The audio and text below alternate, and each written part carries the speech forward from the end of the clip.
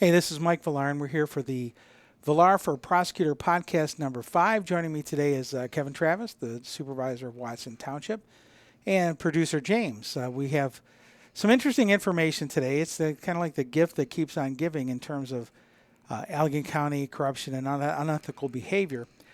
Today, we're going to talk about a post that we found on Allegan Informed. And the post was posted by Taylor Michelle. Now, Taylor Michelle turns out to be Taylor Michelle Koch. She is Myrene Koch's daughter. That is my opponent. She's an attorney and assistant prosecuting attorney in Berrien County. But she posted on Allegan Informed, which she has a right to. But she said the only person lying is Villar. And then she went on to say that the only tactic I have is to smear Myrene's name. And the only people of Allegan deserve a prosecutor who has experience, who has integrity, and who doesn't sling mud to get votes. So she basically says, I don't have any integrity, and I sling mud to get votes.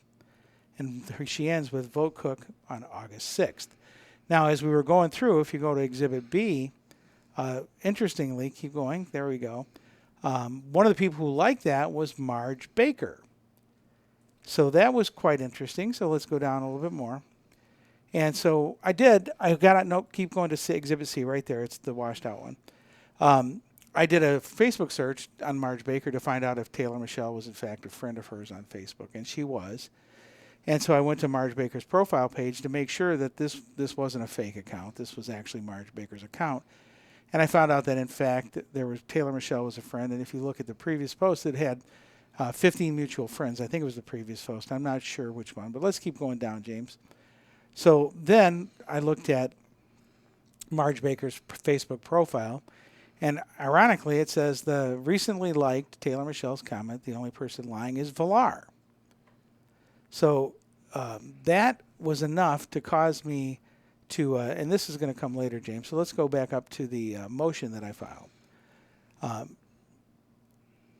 I decided that this was a proof of actual bias. Now we talked about the case of People versus Daniel Lowe. And Daniel Lowe was a case that they were looking to see whether Daniel Lowe would get a new trial. And they found that Judge Bakker was unethical and should have recused herself. And so she didn't. And then Daniel Lowe didn't get a new trial because he couldn't prove actual bias.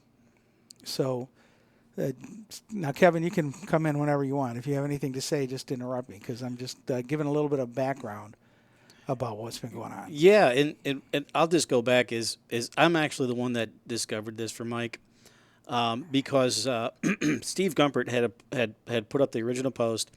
He had reposted an editorial that he wrote to the Allegan paper, and Steve Gumpert is a guy that's been victimized by Myrene Koch and Margaret Bakker. He's been prosecuted twice by them. Mike's beat them twice. So as far as like Steve Gumpert goes, that they're 2-0 against that guy. He's fired up because he's been victimized. He understands how they operate, and so he posted this. This editorial that he wrote, and then Taylor Michelle, she wrote this response to it, and I think she might have edited it because it was early in the morning. I remember getting up. I was still laying in bed, just kind of checking Facebook and trying to wake up, and getting fired up, ready to seize the day. And the way I read it originally, and I think she might have edited it at first, is that she wrote that the Court of Appeals, or the Supreme Court, upheld the Court of Appeals with regard to the communication being administrative. And that really set me off when I read that. And so that's why if you go back to look at the post on Exhibit A, James. On Exhibit A, and I wrote wrong in all caps because the Supreme Court specifically overruled the Court of Appeals on that issue, that it was definitely not administrative. And so just to get a little background, Judge Bakker and Myrene Koch were emailing each other during the case of Daniel Lowe while there were actually witnesses on the stand. And the Supreme Court, one of the issues that they were looking at in the People versus Daniello was, does the unethical conduct of Judge Bakker, and by extension Myron Koch, did that warrant a new trial for Daniel Lowe? And so they were looking at it because the Court of Appeals had found that what Marge Baker and Myron Koch were talking about was administrative. They said it was not a problem. The Supreme Court of Michigan definitely said it was a problem, that it was something that was so unethical that Judge Bakker should have recused herself from the case. Yes, and that's why you had Judge Villar discuss the behavior as being bringing dishonor and shame upon the courts of Allegan and perhaps the entire state of Michigan. So that's why I responded to that. But first of all, what led me to look at the likes is I wanted to see who was actually buying the garbage that was being pushed out by Myron Koch, and who are her followers? Who's drinking this Kool-Aid? And what caught my eye immediately was Marge Baker, and I was like, no, it can't be. It can't be, because Judge Baker has actually come up as a friend request for me before in the past, so I know exactly what her profile picture looks like. And so when I saw that, I was like, that can't be it. And I clicked on the name, and sure enough, it showed up with this more detailed post about what her activity in the Allegan Inform site showed, and it showed that she had liked or endorsed the fact that Taylor Michelle is calling Mike Villar a liar, which, first of all, if you don't know, folks, a judge isn't supposed to weigh in on things politically. That's a big no-no, especially if they have a party in a case that they're deciding, and Mike has a lot of cases in front of Judge Baker. There should be absolutely no reason for her to go on Facebook publicly. That's one of the things about being a judge, is that you have to hide your cards. I mean, there's a certain part of your personal and political life that you have to suppress if you want to be a judge. Now, if you go down, James, there's the Canon of Ethics on the disqualification of a judge, and keep going down. Keep going down a little bit. Right there. A judge cannot publicly endorse a candidate for non-judicial office. That's part of it's Canon 7. And judges can endorse other judicial candidates. So Judge Baker has endorsed Elizabeth Peterson, but they are prohibited from endorsing a candidate for non-judicial office. And one of the first things that I saw that upset me is that Judge Baker liked a post that called me a liar, and at the end of that post it says, vote for Koch. So I filed this motion to recuse her because partly she was endorsing my opponent, and that is completely unethical. So I filed this motion to recuse based on that. Plus, she is, if you go back up, James, to right there, those two canons, the grounds. One of the things I said in Michigan Court Rule 2.003 is the judge has to recuse themselves if they are biased or prejudiced against a party or attorney. And then it says the judge, based on objective and reasonable perceptions, has either a serious risk of actual bias impacting the due process rights of a party or has failed to adhere to the appearance of impropriety standard set forth in Canon 2. So here, in this case, I think that the judge, let's go down a little bit more. We can talk about Canon 3.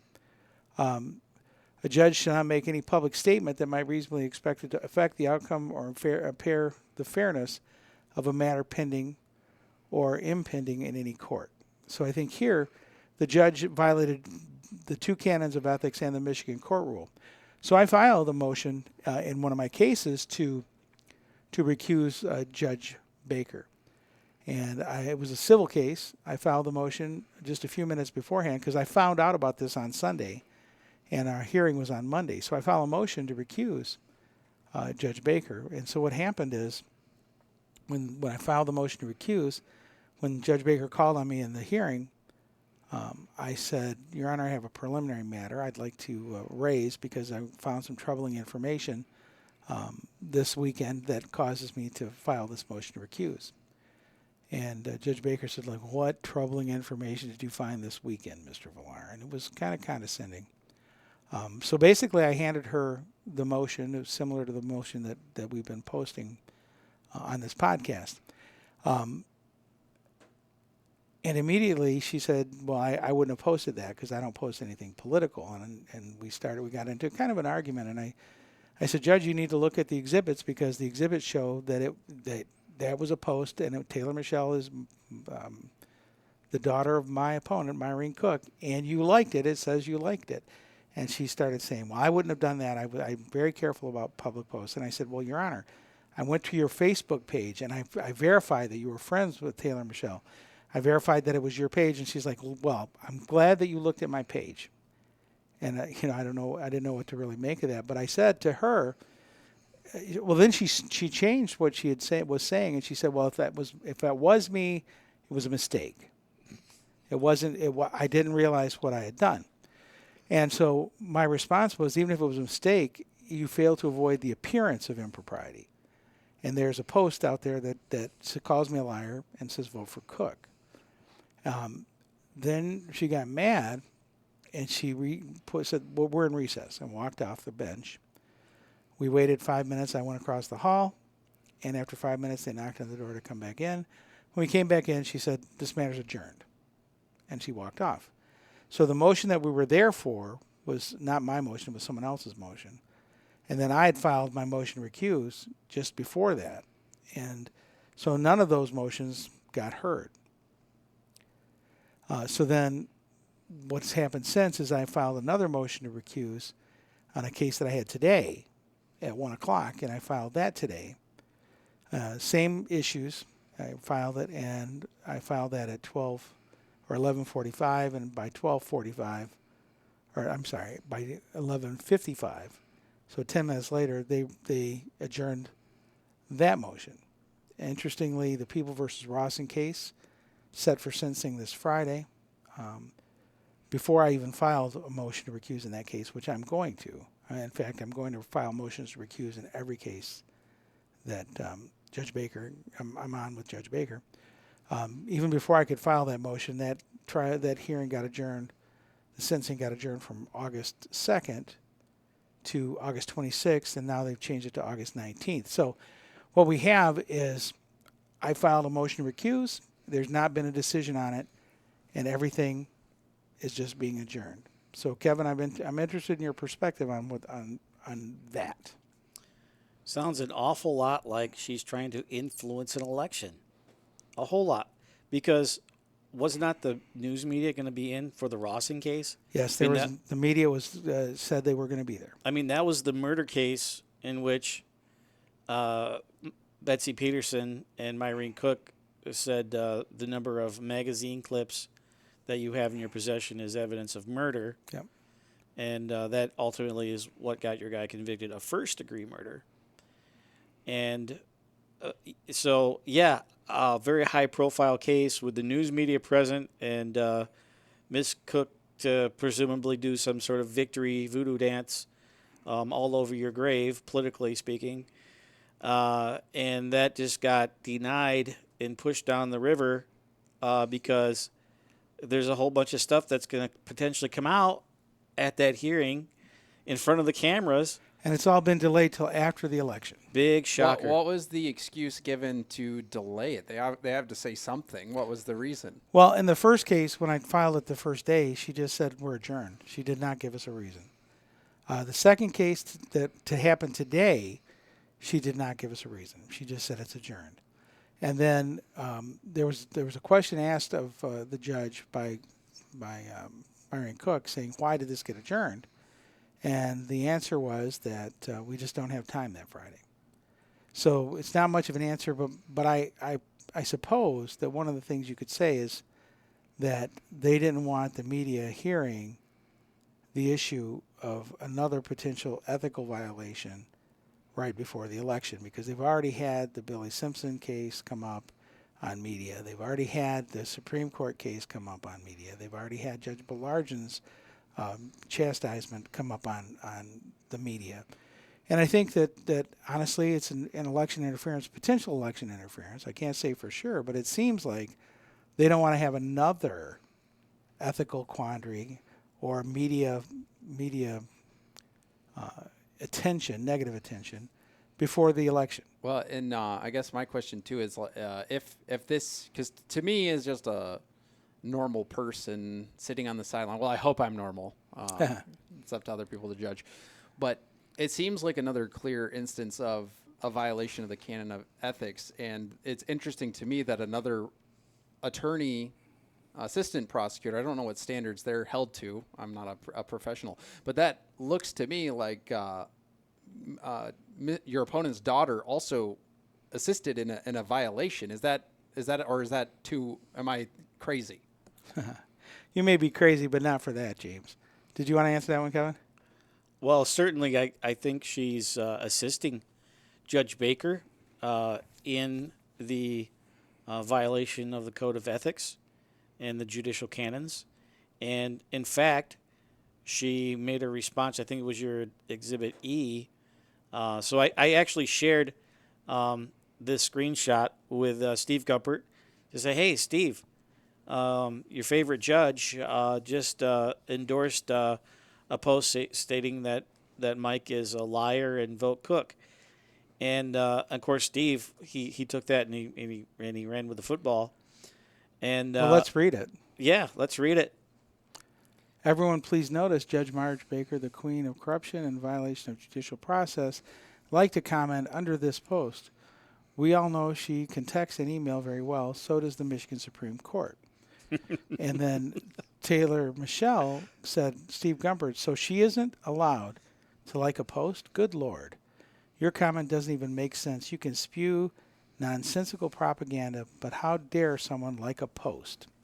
Now, I guess I at this point I got to say a couple things. One is Taylor Michelle has an obligation to report Judge Bakker for endorsing a candidate, just like I do, and I'm planning on that. I plan on filing a grievance about that. Any attorney who sees this should be filing a grievance about it. Two is that she doesn't even understand that a judge is not allowed to communicate about and to endorse a candidate in a non-judicial office. Now, the third and fourth thing I'm going to say is, like, during this whole exchange where this email or this like has come out, when Judge Bakker was first presented with this, she indicated, oh, it wasn't me. Then she said, well, if it was me, it was a mistake. One thing that she didn't say is, you know what, it couldn't have been me, Mr. Villar, because I don't think you're a liar. But she didn't say that. And I think here with Taylor Michelle, the one thing that she didn't say to Mr. Gumpert is, oh my gosh, this is a fake Marge Bakker account. That's not her. She would never do that. She would never violate the canon of ethics. She didn't say that. She said, good Lord, your comment doesn't make sense. So she isn't allowed to like a post. So it's another indicator that the Marge Bakker Facebook post is a real, authentic post, and it's done by a friend of hers on Facebook, Taylor Michelle, who's also happens to be my opponent's daughter. And is an assistant prosecuting attorney in Berrien County, and apparently she read the same rule books as her mother. So I think that's what's going on right now. Now, we talked about cost and you know, we've talked about certain things in previous podcasts. Daniel Lowe could not get a new trial because he couldn't prove actual bias. He couldn't prove that the judge was actually biased against him or his attorney. Here, what we have is the actions of Judge Bakker, in this case, the actions of Judge Bakker on Taylor Michelle's Facebook page is evidence of actual bias. And I have indicated in previous grievances that I filed, and I've indicated that I think that Judge Bakker has been biased against me. And it's my opinion that the canons of judicial ethics don't work if you have someone who's not honest about their biases. And in theory, a judge should be honest about their bias. If you don't like me, you can recuse yourself.